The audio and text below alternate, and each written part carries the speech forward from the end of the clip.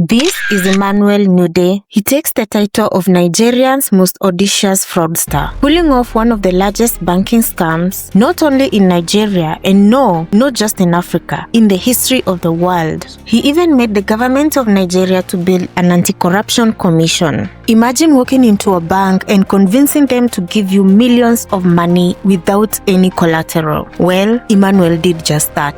Back in the 1990s, the World Wide Web was just taking off. The internet was actually not a necessity for daily life. And modern-day smartphones were science fiction. People were not glued to their screens or sharing life in real time like we do today. It was a world unprepared for the digital fraud that was coming, or rather, a world that was not prepared for Emmanuel Nwude. Emmanuel was smart, ambitious, and determined to rise to the top. He did not just want success, he wanted significance. So he carved his way into the financial sector, becoming the director of Union Bank in Nigeria, one of the country's most prestigious financial institutions at the time. He had status, connection, and perhaps most importantly, knowledge. Knowledge of how international banking worked. Emmanuel saw this as a different kind of opportunity, as it meant that he understood the vulnerabilities they carried, and he was about to exploit them in a way that the world had never seen before. So Emmanuel set his plan in motion by impersonating none other than Paul Ogwuma, the governor of Central Bank of Nigeria at the time. That name carried immense weight, both in Nigeria and internationally. He then set sight on one of the biggest banks in the world, Banco Nonexistent, a Brazilian bank, carefully curating connections to its topmost figure, Nelson Sakaguchi. He approached him with what appeared to be a once-in-a-lifetime opportunity, an investment in a new international airport in Abuja, Nigeria's capital. Emmanuel claimed that Central Bank of Nigeria was secretly raising funds for the massive project and that if Banco Nonexistent got in early, the profits would be astronomical. He didn't just talk, he showed them documents, elaborate official-looking paperwork, including fake government contracts, seals, and signatures. Everything looked real and everything sounded right. And Emmanuel offered Sakaguchi a personal incentive, a $10 million commission if he could secure the investment. Emmanuel knew that even the best bankers could fall prey to the right combination of pressure and persuasion. And as predicted, Sakaguchi took the bait. As agreed, Sakaguchi did his part. He secured the deal and began sending money to Emmanuel. Not once, not twice, but over 4 years. That is between 1995 and 1998. The money transfers kept flowing without a single visit to the construction site of the said airport. And during that time, Emmanuel received over $242 million from the scheme, $191 million in cash and the rest as interest. This is about 2/5 of the bank's total value. And of course, like every scammer we've come across, Emmanuel begins to splurge on luxury cars, palatial mansions, and actually, he cleverly used part of that money to buy major stocks in Union Bank, and that got him a position on the board of the non-executive director, placing him even deeper into Nigeria's elite financial network. The money had not only made him rich, it made him untouchable.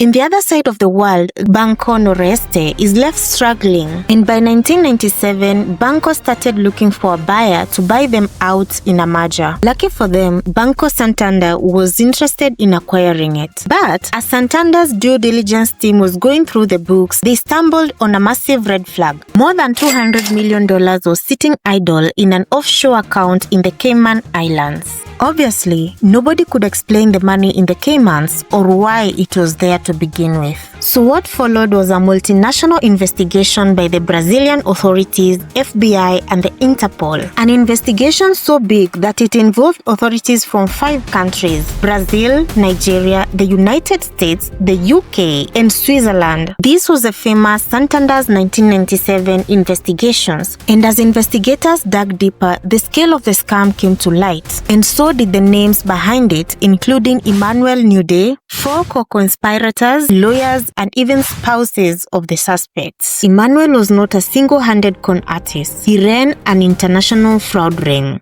Years go by and it is now 2002. Nigeria at this time was dealing with a soiled reputation of being the scam capital of the world due to activities of Yahoo boys and other online scammers. So when the Santander's 1997 investigation trails led to Nigeria, the then President Olusegun Obasanjo had had enough. He set an Economic and Financial Crimes Commission, EFCC, and this became Nigeria's first serious attempt to fight corruption in the country. In June 2003, EFCC officials raided Emmanuel's residence in Ikonyi, Lagos. He was taken into custody along with 7 luxury cars, marking the official start of his criminal proceedings. Later on, in 2004, Emmanuel and his associates were arrested. Now, in court, the charges were explosive. Emmanuel was charged with 86 counts of fraud, 15 counts of bribery, all centered around the fake airport that never existed. Emmanuel was accused along with 3 other officials and 4 companies. But here is where things get crazier. While in court, it is said that he tried to bribe the EFCC chairman with $75,000 in cash to drop the case. The chairman refused the bribe, and this made it worse for Emmanuel, as he was not only charged with his initial original fraud case but also attempted bribery. Then came in another charge of attempted kidnapping of a key prosecuting witness, and as if that is not enough, the courtroom drama brewed over when there was a bomb scare during trial. Yes, an actual bomb scare that made the courtroom to be evacuated, paralyzing legal proceedings. It is said that it was linked with an alleged attempt to frighten prosecution witnesses from testifying. Eventually, under pressure, some of the accomplices pleaded guilty. Emmanuel Nwude also pleaded guilty in the hope of receiving a lenient sentence. It is now 2005. Emmanuel receives 5 consecutive sentences of 5 years each. These total to a prison time of 25 years, and he was also fined $10 million. The court also seized his assets, that is cars, homes, and millions in cash, giving them as compensation to the Brazilian victims. Justice had finally caught up with him, or so it seemed. In 2006, barely a year after his sentencing, Emmanuel was released through a controversial plea bargain. And guess what he did next? He sued the Nigerian government to get his assets and money back. He claimed that some of those seized assets were acquired before he committed the fraud. And believe it or not, he managed to recover and reclaim $52 million